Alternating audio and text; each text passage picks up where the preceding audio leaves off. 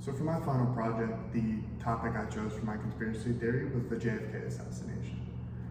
Personally, I chose this topic because my interest in crime-related topics, ever since I was a kid until now, I've enjoyed watching the crime TV shows, listening to crime podcasts, things like that. So that mixed with this being a major US history event, which is another thing I have passion in, to kind of add together and make this kind of right up my alley for something I would be interested in looking into. So the JFK assassination occurred in 1963 in Dallas, Texas. JFK was riding in his presidential motorcade going through the Dealey Plaza, where he was unfortunately shot and killed.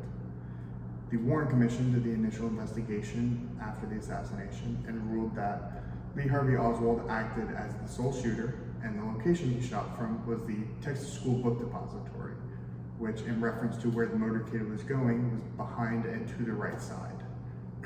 While the investigation occurred right after the assassination, the big conspiracy theories didn't start coming out until 1975. In 1975, the Zapruder film was released, which was filmed by Abraham Zapruder on a small 8mm camera. While I did choose to leave the film out of this presentation due to its graphic nature, it's pretty easy to go online and find. If you have interest in looking it up, you can just search the name of the film and it'll come up.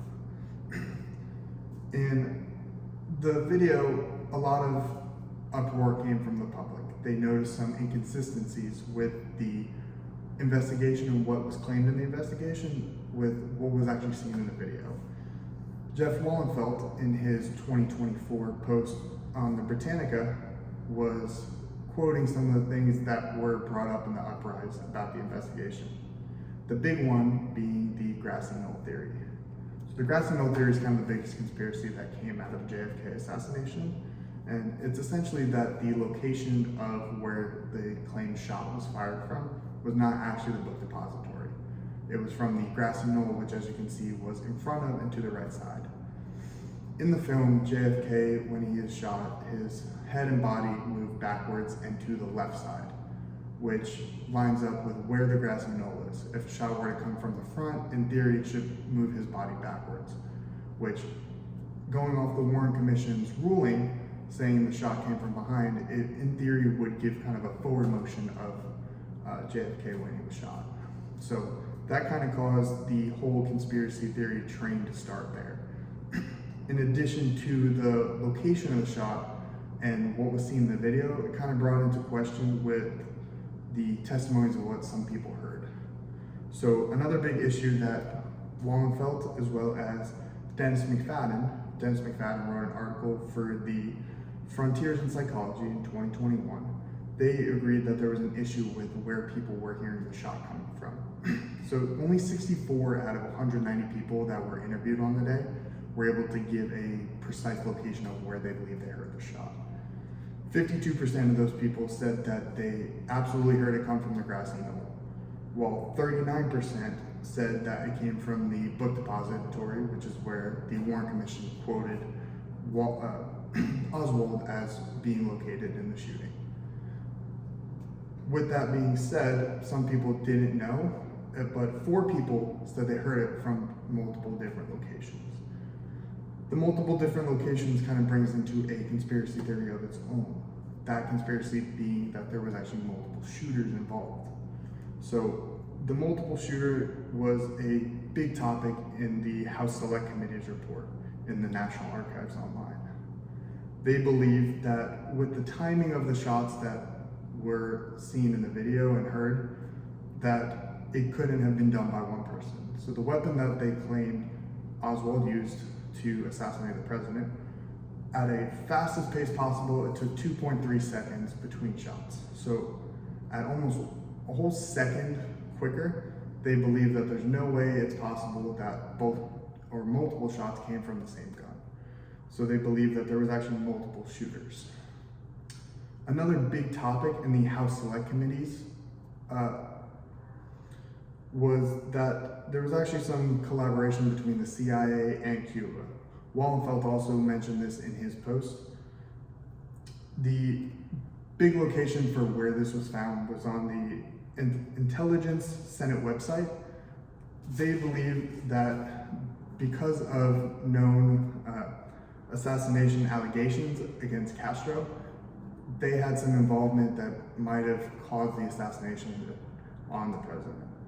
Because the conflict of testimonies with the witnesses and the individuals of the CIA, as well as the upper leadership of the CIA having all denial of it, it kind of resulted in this theory being thrown out together. It wasn't officially really looked too much into depth. There was some investigation done in the initial, but there was no real set ruling on it. So being that this was a major US history event, it kind of affected all American citizens. So individuals who kind of believed in these theories or were at least interested in pursuing, looking more into the theories, kind of really anybody, American citizens. This was a major attack on our home front, even though it was done by somebody inside and it wasn't like an act of terrorism or anything like that. It was felt by everybody. So it really plays onto the pathos of the event, pathos being the emotional side of persuasive. That's how it kind of persuaded everybody to start looking into the theories. So that brings us to where we are today. So today there was a book published by Paul Landis. Paul Landis was a Secret Service agent for President Kennedy. The title of the book was Kennedy's Secret Service Agent Leaks His Silence After 60 Years. So in this book, he actually talks about what's called the magic bullet theory. So the bullet seen here is claimed to have caused 7 wounds in 2 people, the 2 people being JFK and the Secret Service agent that was sitting in front of him.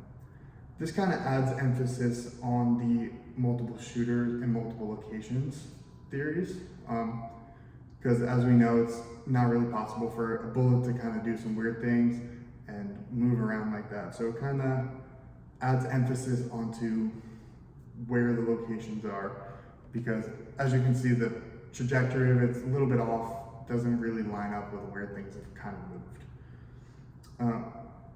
A big thing that he quoted, which kind of even more so brought some question into the investigation initially done by the Warren Commission, was that Landis claims that the bullet wasn't actually found on the stretcher like it was said in the investigation. Landis actually was the one who found the bullet on the back of the trunk of the motorcade. Being that he didn't want it to get lost, he put it in his pocket, brought it to the hospital, and then left it on the stretcher. Whereas in the investigation, the claim was that it was found on the stretcher. So today it kind of brings us to even more of a point of what should be going on, what can we look into further. So while there was a big release of all the documents, even though how long ago it was, it might change history with the way we look at things. With all the new technology and stuff today, there might be a way for us to go ahead and look deeper into it and truly get the answer on what happened and what conspiracy theories are real, what conspiracy theories are completely outlandish and don't line up with anything and are just there to be there. So the big thing is, what can we take out of it? This was a really tragic event by JFK, or to JFK, I'm sorry, and to the American people. Conspiracy theories kind of put a lot of twist on things, a lot of twist on stories and things like that. So the biggest thing we can do is to pay respects and remember our late President John F. Kennedy, as well as kind of take into consideration that conspiracy theories might skew things.